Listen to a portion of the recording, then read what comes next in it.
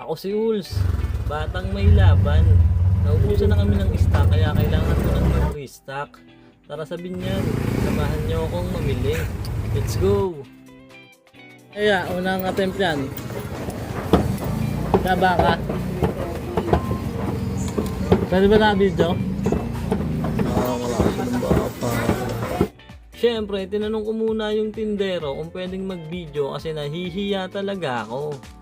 At nang matotal na nga nila kung magkano ang aking babayaran, ay laking gulat ko naman na ang laki pala ng tinaas ng karne ng baka. 15 pesos ang itinaas per kilo. Kaya kung bibili ako ng 25 kilos na baka, ay nagtaas ito ng mahigit 400 pesos. Ganun siya kalaki. Okay, move on guys. Dito naman tayo sa gulayan. Hindi na ako nakapag-video kasi nagsusungit yung kasama ko. Kaya naman pagkatapos mamili ay isinakay ko na kay Kuya Punet ang aking mga ipinamili para hindi na ako mahirapan magbuhat. Babayaran ko na lang siya ng 60 to 70 pesos depende sa aking mood.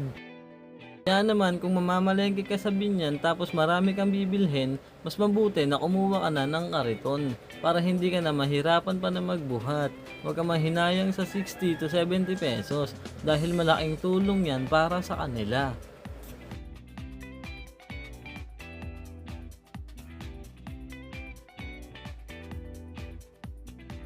Sa part na to ay okay na, nakuha na namin lahat ng aking ipinamili.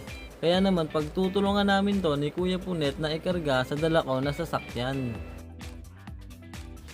Yan, tulog nga pala si Melvin dyan. Ginising ko na siya at tinistorbo para maikarga na namin ang lahat ng aking ipinamili. Para makauwi na rin at makapagpahinga na. Kaya naman ginamit na namin ang Kuya Uls at Kuya Punet combination. Yan o, nice assist from Kuya Punet. Bigyan ng 70 pesos yan pare.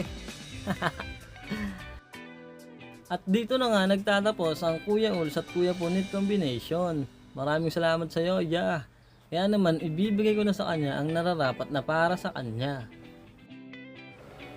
O paano ba yan? Hanggang dito na lang. Hanggang sa muli. Bago matapos ang video na to, ako si Uls.